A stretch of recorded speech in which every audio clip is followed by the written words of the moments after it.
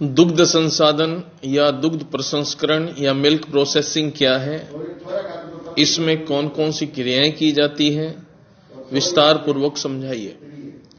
आज हमारे कक्षा 12 के एग्रीकल्चर केमिस्ट्री का टॉपिक दुग्ध संसाधन या दूध का प्रसंस्करण या मिल्क प्रोसेसिंग के बारे में है।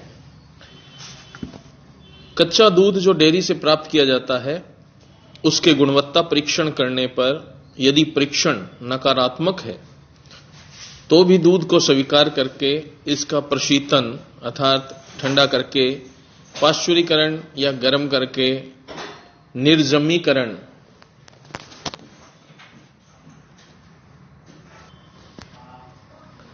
प्रशीतन, पाश्चुरीकरण, निर्जमीकरण और समांगीकरण जैसी क्रियाएं करके टैंक में भरकर वितरण के लिए भेजा जा सकता है या फिर इसे दुग्ध उत्पादों में बदला जा सकता है। जब हम दूध का संसाधन करते हैं या मिल्क प्रोसेसिंग करते हैं तो उनमें निम्न 4 क्रियाएं होती हैं। दूध को ठंडा करना, दूध का पाश्चुरीकरण, निर्जमीकरण और समांगीकरण। पहला पार्ट है दूध को ठंडा करना। यदि दूध के उत्पादन के तुरंत बाद उसे ठंडा कर लिया जाता है तो उसमें जीवाणुओं की संख्या नहीं बढ़ पाती और दूध को शहरों तक पहुंचाने में यह दूषित भी नहीं होता है। दूध का ठंडा करना और भी आवश्यक हो जाता है क्योंकि अधिक तापक्रम होने के कारण दूध में जीवाणु बहुत अधिक संख्या में पैदा हो जाते हैं, जिससे दूध खराब हो सकता है। अधिकतर जो जीवाणुओं की वृद्धि होती है वो 10 डिग्री सेल्सियस से 40 डिग्री सेल्सियस तापक्रम पर बहुत तेजी से वृद्धि होती है। अतः हम दूध को जब ठंडा करते हैं या दूध को कम तापक्रम, वो भी 5 डिग्री सेल्सियस तक रखें तो जीवाणुओं की वृद्धि को रोका जा सकता है और दूध भी खट्टा नहीं होता है। दूध को जो ठंडा करना है उसकी भी 2 विधियां हैं। पहली है देसी विधि और दूसरी है वैज्ञानिक विधि। देसी विधि में जो दुग्ध व्यापार में लगे हुए लोग हैं, जो गांवों से दूध इकट्ठा करके लाते हैं, उनको लाइसेंस दिया जाता है और वो लाइसेंस इसी शर्त पर दिया जाता है कि वे अपने दूध के बर्तन के चारों ओर कपड़ा लपेटकर उसे गीला रखेंगे, जिससे वाष्पीकरण से अंदर का दूध ठंडा रहे। इसलिए दूधिया, जो दूध देने वाला होता है, दूध बेचने वाला, अपने दूध के डिब्बों के चारों ओर भीगा हुआ कपड़ा लपेट लेते हैं और उसे बराबर गीला रखते हैं। दूसरी विधि वैज्ञानिक विधि है। प्राय 4 प्रकार के शीतक दूध को ठंडा करने में काम में लेते हैं। पहला तल शीतक, दूसरा कैबिनेट शीतकालीन, तीसरा प्लेट टाइप शीतक और चौथा दोहरी ट्यूब वाले शीतक। अलग अलग प्रकार के वैज्ञानिक उपकरण है ये शीतक दूध की भिन्न भिन्न मात्रा को ठंडा करने में काम में आते हैं। इन शीतकों में दूध को ठंडा करने के लिए विभिन्न माध्यम प्रयोग में लेते हैं। ये जो ऊपर 4 शीतक बताए हैं, इनके अंदर अलग अलग पदार्थ होते हैं जो दूध को ठंडा रखते हैं। ठंडा पानी रख सकते हैं।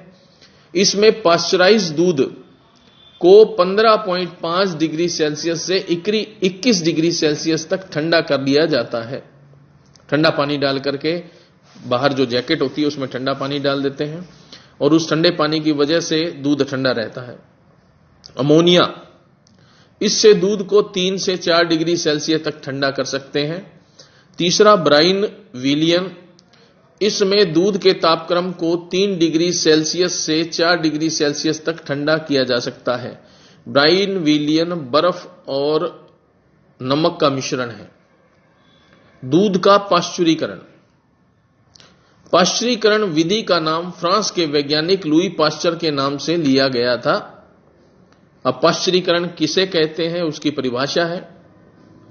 पाश्चुरीकरण वह क्रिया है जिसमें दूध को निश्चित ताप पर निश्चित समय तक, ताप भी निश्चित और समय भी निश्चित, रखकर प्राय उसके सभी जीवाणुओं को नष्ट कर दिया जाता है।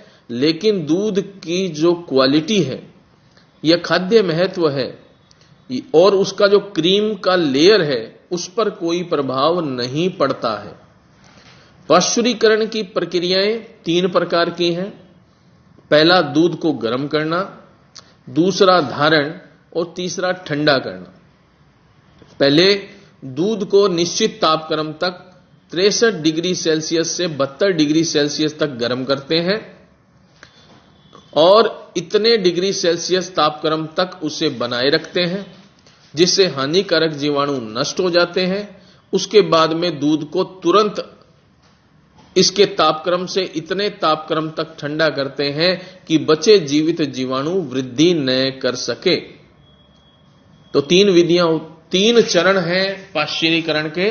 पहला है दूध को गर्म करना, दूसरा धारण, तीसरा ठंडा करना। पाश्चुरीकरण की विधियां, वैसे तो बहुत सारी विधियां पाश्चुरीकरण में उपयोग में ली जाती हैं, लेकिन इसमें 2 प्रचलित विधियां हैं। पहली है कम ताप अधिक समय विधि। इस विधि को धारण या बैच पाश्चुरीकरण भी कहते हैं।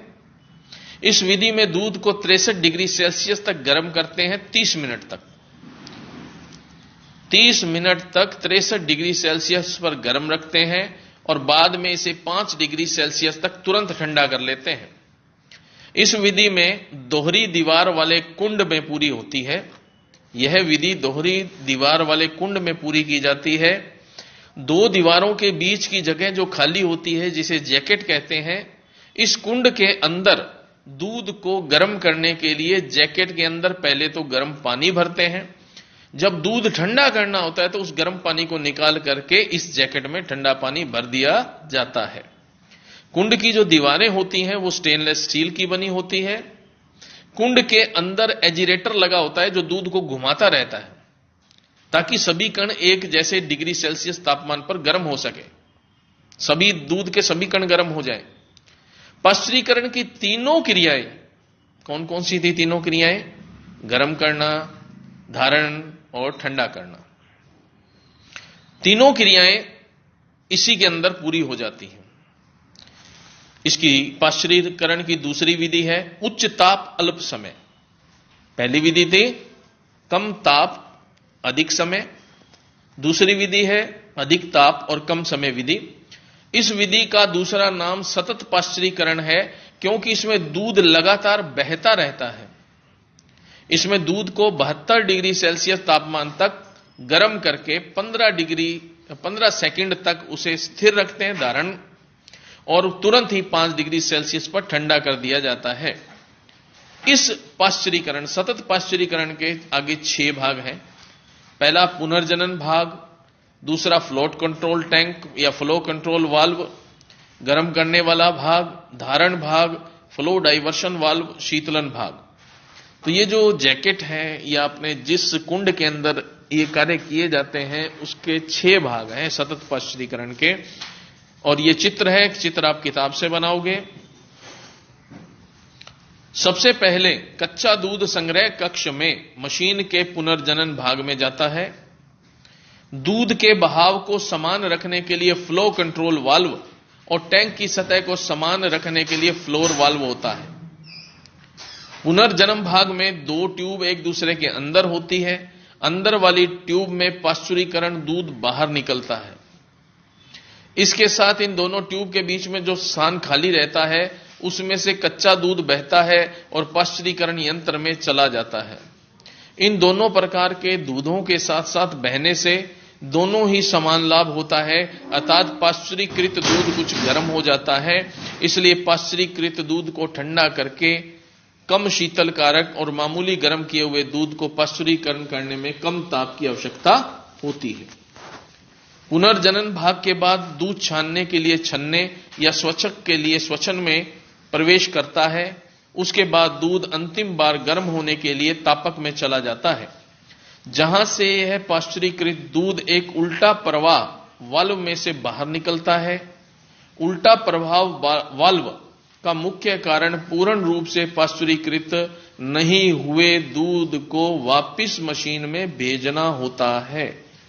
दूध तापकों से निकलकर ठंडा होने के लिए शीतकों में चला जाता है और वहां से ठंडा होने के बाद शहर को भेज दिया जाता है।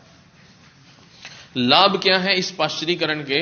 एक तो यह दूध के लिए उत्तम विधि है, कम समय लगता है, संपूर्ण क्रिया एक ही मशीन में पूरी की जा सकती है, श्रम व्यय चालू व्यय कम लगता है, श्रम और चालू व्यय कम लगता है।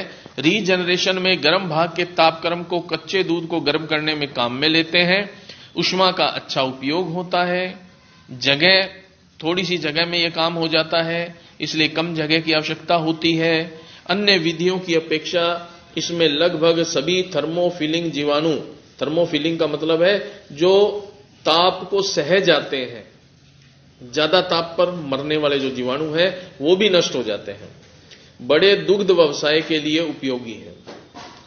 इसका तीसरा पार्ट है निर्जमीकरण।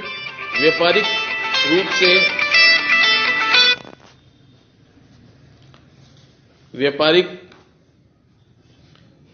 रूप से निर्जमीकरण से तात्पर्य दूध को 200 डिग्री फारेनहाइट से 211 डिग्री फारेनहाइट तापक्रम पर 30 मिनट तक गर्म करने से है।